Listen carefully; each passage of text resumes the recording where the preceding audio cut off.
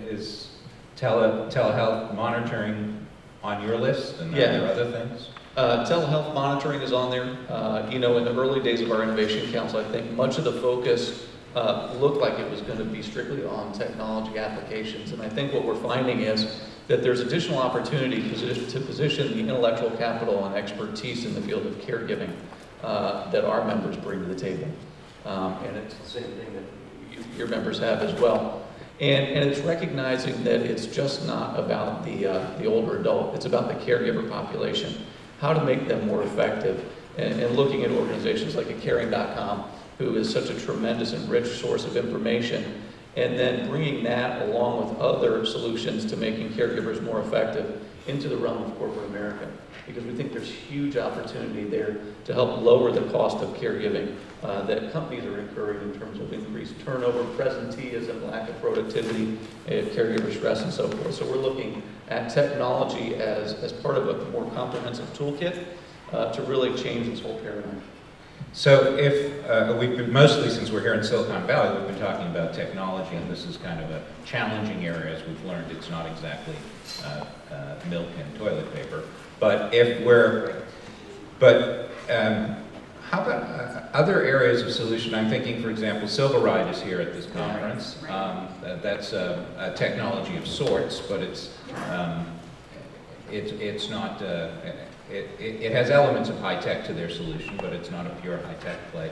How do you handle something like that when it comes up? Yeah, we've looked at what are some of the kind of taking a page from the Maslow hierarchy of needs. What are some of the basics, and then looking at some of the more advanced type of needs. And so we look at what our members tell us, and transportation is a huge challenge, particularly in those rural communities.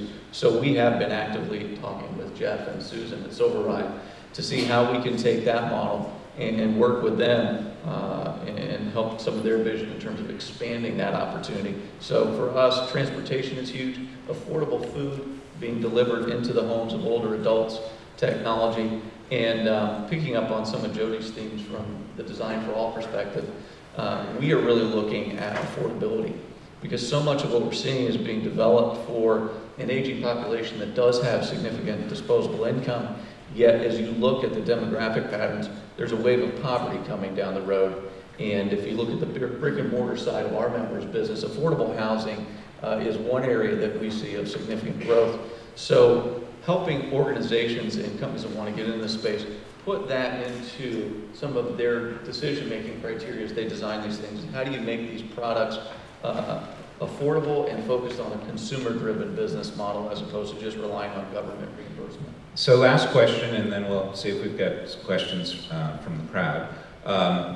But let me ask you, as you answer this, to shift gears again, because we've kind of talked about milk as an example, but let's innovate a little in that space. Surprisingly, vegan's going to present later today. So as an entrepreneur, for example, the founder of Surprisingly Vegan comes to talk with you, what are final thoughts about what entrepreneurs should bear in mind about not just pitching you, but about building a successful relationship?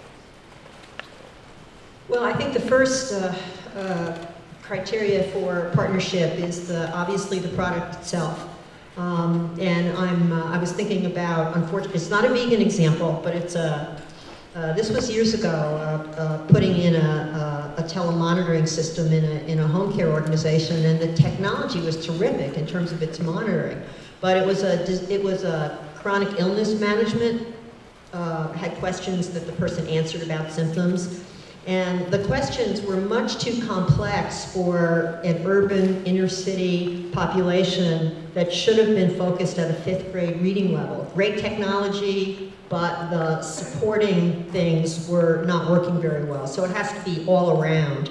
The second thing is ease of use. I can't stress how important the implementation of any of these technologies, especially if you're going to do it in an aggregate group setting, like offer vegan meals to all your independent living residents, for example, in a non-supported community.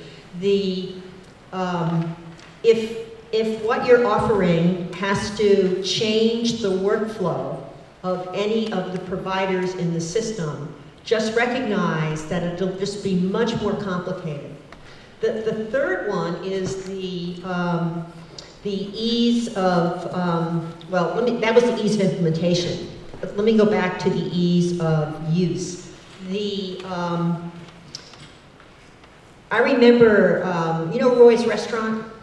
All right, well, I remember when Roy's was opening up his first restaurant in stateside. They were mostly in Hawaii, and he was opening it up at Spanish Bay, Pebble Beach Resort, right? Spanish Bay, the Spanish Bay side.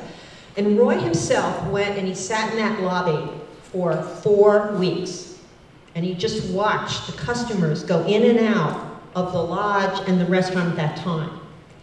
And so to the extent someone can come and say, we have spent this amount of time with your client base. We have watched, we have observed, we have been in homes, we have been in continuing care retirement communities, or would you let us do that and co-design at least the final stages of a product? That's going to mean a big difference to us. And the final one is stability over time. Jody made reference of AARP's policy on 5 years. That becomes important because we've seen that even if a company is bought out by a much bigger Fortune 500 company, so many things change that it can be very disruptive to the whole thing that you have put into place. And so we do look for companies that we think will be not sold immediately or will be in the market for the long run. Thanks. Scott? I would echo a lot of what you just said, and then maybe add, as you look at approaching either investors or channel partners for distribution, so whether you're coming to us for our market expertise or to group purchase something for recommendation to our members, or perhaps as Linkage Ventures wanting to take a position in your company, make sure we are, or any other company you're approaching, is a good fit for you. So many times people are so enamored with trying to penetrate China that they don't recognize the impact it's going to have on their own business, and it can lead to their own demise. So I'd say, you know, focus on making sure it's a great fit for you. Leverage the expertise of whoever it is that you're going to. So look at all the value inherent in that relationship, just not one aspect of it. So in our case as Linkage Ventures, yes, we have dollars to invest, but we also have a deep understanding because of our relationship with our members in the aging space. We also have a track record of being able to help grow businesses. And we can also, earlier in the phase of design and market research, provide access to a network there. So again, as you look at establishing these relationships, look very broadly at the value on both sides of the table. Make sure it's a great fit for you, because these relationships, you know, win-win is an overabused term, but it really is true. And recognize that you've got to be sensitive to the process of the person you're approaching. So for us, it takes a little bit longer for us to make decisions, but companies that recognize that when approaching us in particular, that don't try and sort of circumvent the process, there's usually a much, much better result on the back end. So it sounds like one key takeaway here is, as you think about solving your distribution problem, stop thinking about that and think instead about how to solve the key issues of your prospective partners. And with that, questions from you all? Yes? What opportunities do you see mobile applications for smartphones and tablets holding for your particular provider? So the question was, what applications do you see smartphones and other tablets and other mobile apps as providing for your constituents? I think there's great opportunity, but I see it on more of an iPad platform, just because of the visualization of those kinds of software programs. But in terms of medication reminders, in terms of exercise programs, in terms of chronic disease self-management, and even activity monitoring, I see great application. I do as well. I think the big challenge is raising awareness. So for us, I think that's one of the areas that we want to focus in terms of additional research and publishing white papers is how do you make folks aware of these different types of applications, how to interact with them, whether it's through a tablet or other type of handheld device. So for us, we see a terrific opportunity there, but I think a lot of work left to be done in terms of education and awareness in that population. Other question for the million users here on the panel? Yes? Thank you. Thank you, Jeff. I'm Susan with Silvereye. And a question around, we saw a lot about ensuring that people who are approaching you are talking about the specifics of saving money, decreasing costs, lowering outcomes, and the very specific aspects of those things. To what extent are you looking at products and services that increase quality of life? And what measures are you using to look at those products? So the question was, rather than the cost benefits and hard numbers, how much are you looking at quality of life and what metrics do you use to evaluate that? Well, particularly on the senior living side as compared to the home care field, our communities are all about creating a total life experience.